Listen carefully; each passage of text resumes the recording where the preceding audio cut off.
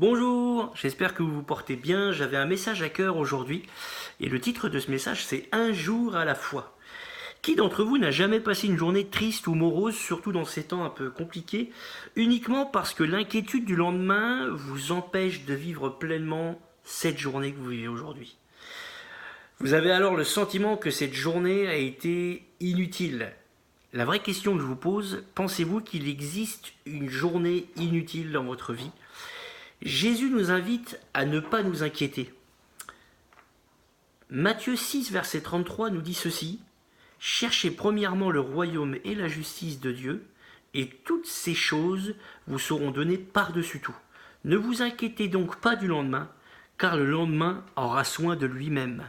À chaque jour suffit sa peine. On a souvent utilisé cette phrase comme une expression, mais ce n'est pas une expression, c'est une parole de Jésus qui est annoncée et qui nous encourage au travers de ce passage. Peut-être que vous vivez des journées qui vous semblent inutiles. Et pourquoi pas, pour ceux qui sont chrétiens et ceux qui peut-être ne le sont pas, vous inviteriez Jésus à diriger cette journée. Ce serait peut-être l'occasion pour toi qui ne connais pas Jésus, d'inviter Jésus dans ta journée. Le matin, de le prier, de l'inviter, peut-être à conduire cette journée, pour que dans ton cœur des choses se passent et que tu vives cette journée pleinement et dans son entièreté. Il y a un deuxième passage qui nous parle, qui nous montre encore que chaque jour est précieux aux yeux de Dieu. C'est dans Psaume 139, verset 16. Sur ton livre étaient tous inscrits les jours qui m'étaient destinés avant que chacun d'eux existât. Dieu nous montre au travers du psaume que chaque jour que nous vivons, il les connaissait d'avance. Il connaît d'avance ta journée que tu vas passer. Tout ce qu'il attend, c'est que toi, tu l'invites dans cette journée pour que tu puisses passer une journée qui devienne utile.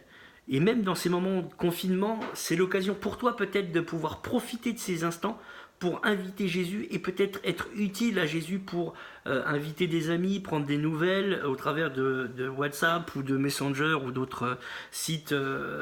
C'est l'occasion pour toi peut-être d'être utile pour les autres, utile pour ceux qui sont avec toi chez toi.